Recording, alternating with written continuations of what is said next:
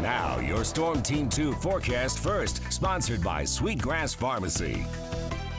Thanks so much for joining us at News 2 at 4 on this Monday afternoon. Ariel, not a bad way to start the week. No, it is absolutely a little taste of spring. It's absolutely gorgeous out there. A little piece of advice, though. This is a little early warning here. Enjoy the nice weather because we're going to see changes coming into our forecast. And it's now, count on 2, live and local in the Lowcountry. This is News 2 at 4. The much anticipated game is finally here. The national championship, Clemson versus Alabama. We have a preview of that game. And 5 children living in deplorable conditions in Colleton County. The man allegedly responsible now behind bars. Good afternoon. I'm Sophia Arzoza. A call about a dog bite. That's how the sheriff's office found children living in filth. Now an investigation is underway in Colleton County.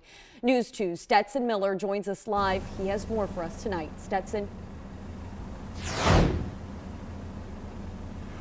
Hi, Sophia. That man, Charlie Kidwell, is charged with unlawful conduct toward a child because he was unable to provide what the sheriff described as the proper necessities for 5 children that lived in this home. Sheriff R.A. Strickland told me earlier today about the conditions we're told they were living in. The building was described as a tool shed-like makeshift building. The sheriff responded to it last Thursday in the Roundo area, and he told me it was a 12 by 12 residence where those 5 children who were between the ages of 1 and 15 years old were told were living. Inside there was mold, excessive leaks, no electricity or running water, mounds of trash, some rotting food, and we're told a car tire was used as a bathroom. The sheriff responded to the area initially for a call about a dog bite, and that's when the sheriff went inside and saw those living conditions. The children and their mother, Precious Kidwell, were not there at the residence when the sheriff responded, and they have not yet been located. A warrant was issued for the arrest of the mother, and the father, Charlie Kidwell, is still in custody and had a bond hearing last Friday. Bond was set at $75,000. Now, earlier, Sheriff Strickland also told me that it's rare to see living conditions this bad. And unfortunately, there's a lot of cases where children are in tough situations that we would like to see them put into a better place, but this is probably one of the rarest I've seen. This is one of the worst cases I've seen yet under living conditions, much less with 5 children. Again, you got a baby that's a year old. And this is still an active investigation with multiple agencies involved, and they are still working to locate those children. We'll bring you the very latest on this story as it continues to develop. In Walterboro, Stetson Miller, count on 2. Now, News 2 Sports, countdown to the national championship, sponsored by George Sink Injury Lawyers and Palmetto Ford. We are just hours before the big game, the national championship between Alabama and Clemson. In studio with a preview of the much anticipated game is Brianne Welch. Brianne. Hey, Sophia, that's right. This matchup is always exciting. Not only is it the 2 best college football teams from this season playing each other, it's also the 4th consecutive time the Tigers and Tide have played each other, all 4 in the college football playoff. The first time the 2 met was in the 2016 national championship game. The Tide won that one, but the next year we got round 2 and the Tigers took home the hardware. Last year, Bama dominated in the semifinals. So what can we take away from this? Obviously, both programs are clearly great. They're both successful, but both programs are consistent, and consistency is what Dabo and Saban strive for. We're the same. I mean, there's a winning performance at every position. You know, we're not asking them to be perfect, but there is a winning performance at each position. I think what we try to get our players to do is play to a standard, be the best version of themselves.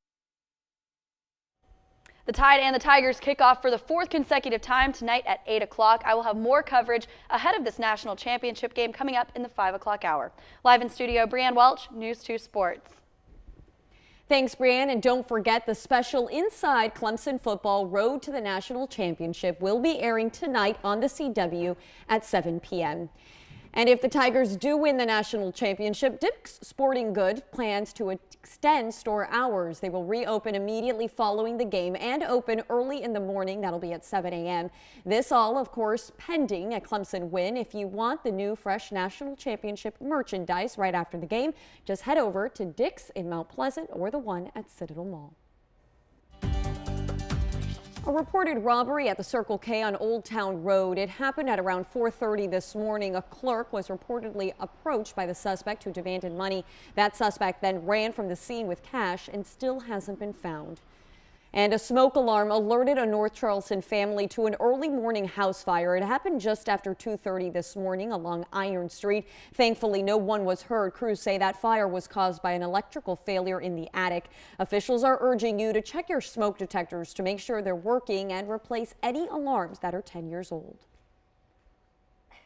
A Charleston man is facing a murder charge in the death of a man in West Ashley. A judge denied bond for 72-year-old Paul Capps. Police say Capps shot and killed 51-year-old Jerry Hancock on Riverfront Drive. We're told Capps was arguing with a family member at the time of that shooting. New rules go into effect today for emotional support animals at United Airlines. Starting today, only dogs and cats can fly as emotional support animals. The new rule also bans all support animals from flights that are longer than 8 hours. Service animals with specialized training will be allowed to travel on long-haul flights. Now, dogs and cats traveling on board flights must be at least 4 months old. United says it'll honor reservations made by January 3rd under the old rules. Next on News 2. Firefighters taken to the hospital after being injured in a building collapse in Berkeley County. Arizona families are demanding answers after a woman in a vegetative state in a hospital's care mysteriously gave birth. It's being investigated as a possible sexual abuse case. Now the woman's parents have spoken out. Brianna Whitney reports. As if being a parent to a child with a severe health condition isn't already a challenge, these parents say finding a care facility for their needs can be even harder. And the place they thought their children were safe doesn't feel so safe anymore. Do you trust the people in this facility now? Trust has been broken. Trust has definitely been broken. Karina Cecina's 22-year-old daughter has lived at the Hacienda nursing facility for several years. She had a traumatic brain injury and now has hundreds of seizures a day. But Cecina is horrified that a woman in a 14-year vegetative state was impregnated at the facility her daughter is living in and is now staying in her daughter's room 24/7 until the rapist is found. The reality is you don't know if your daughter was victimized. I do not, but I do ask her, and she can answer yes and no. She's not able to walk or talk yet, but she does understand. She does not believe her daughter was a victim, but says the Hacienda staff won't tell any of them what's going on. And parents tell us there was a huge security measure missing inside that may hinder the investigation. Are there cameras in there right now? No. Even in the halls? No. There's no cameras? No. And that has Gary Launder making immediate changes to his son's room. A lot of people are mad, my family included. His son is in a coma, so he's bringing his own Wi-Fi camera on Monday. I'm going to hook it up in the room and put on the door that this room's under video surveillance. The two tell us the facility used to have one security guard during evening hours, but has since hired extra security to patrol the grounds both inside and out, and tell us now protocol is that male staffers can only go into female patients' rooms with a female staff member present. But Cecina says with no suspect caught and little to no information from Hacienda staff, she's hoping to move her daughter to a different facility where she feels safe. We don't understand why something of this magnitude could happen, and then now everybody wants to be quiet about it. A troubling story. Hacienda Healthcare says they are working with investigators as they try to identify a suspect. Starting today, the Children's Museum of the Lowcountry is closing its doors. It's going to happen for about 2 months. Crews are expected to work on plumbing, electricity, and to remove a shed built in the 1970s at the museum's downtown Charleston location. Visitors will be able to go to a temporary off-site location. There's no word yet on where that will be. Time now for another check on the weather with Storm Team 2's Ariel Hooley. Ariel, what's in store? Well, we're going to see a little return to winter, so enjoy these 70s. I wasn't liking the warm temperatures. You're going to take them away from me that easily? Yeah. Unfortunately, Sophia, we need to come back to reality.